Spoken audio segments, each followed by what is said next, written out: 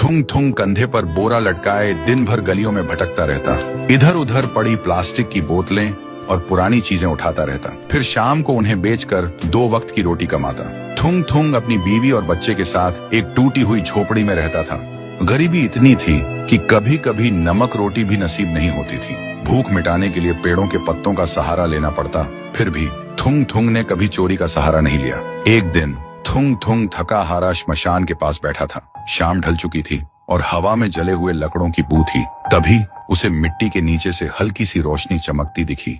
वह धीरे से उठा और मिट्टी खोदने लगा। कुछ ही देर में उसे जमीन के अंदर से एक पुराना सा लोहे का घंटी वाला दिया मिला। जैसे ही उसने उसे उठाया, एक भारी आवाज गूंजी, जो भी इस दिए को जगाएगा उसकी हर इच्छा पूरी होगी, लेकिन बदले में उसकी सबसे प्यारी चीज चली जाएगी। थुंग थुंग का दिल जोर जोर से धड़कने लगा। वह मन ही मन सोचने लगा, सबसे प्यारी चीज मतलब क्या? वह घर लौटा और बीवी को सब बताया। बीवी ने ध्यान से सुना। उसकी आंखों में डर भी था और थोड़ी सी उम्मीद भी। फिर बोली, 3 दिन से बच्चा भूखा है, क्यों ना पहले खाना मांग ले।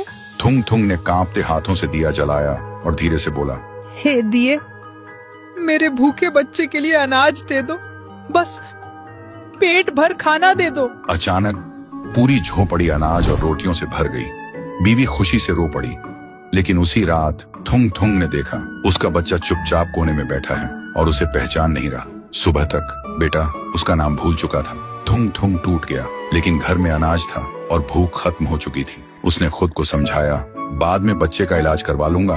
फिर उसने सोचा, एक और बार इस्तेमाल कर लेता हूँ। इस बार उसने मांगा, हे दिए, पक्का मकान और दुकान दे दो। पलक झपकते ही टूटी झोपड़ी की जगह एक सुंदर पक्का घर बन गया और बगल में भरी हुई दुकान खड़ी थी। थुंग थुंग खुशी से बीवी के पास दौड़ा, लेकिन उसने देखा उसकी बीवी पत्थर की मूर्ति बन चुकी थी।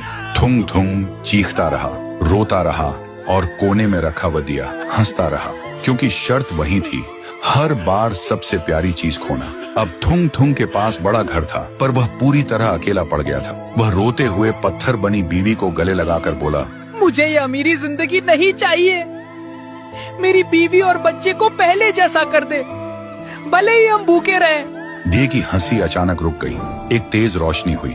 जब रोशनी हटी, न पक्का घर था न अनाज का ढेर। फिर वही पुरानी टूटी हुई झोपड़ी थी, लेकिन सामने उसका बच्चा खेल रहा था और बीवी मुस्कुरा रही थी। थुंग थुंग ने सुकून की सांस ली और उस मनहूस दिए को वापस श्मशान ले जाकर मिट्टी में हमेशा हमेशा के लिए दफना दिया।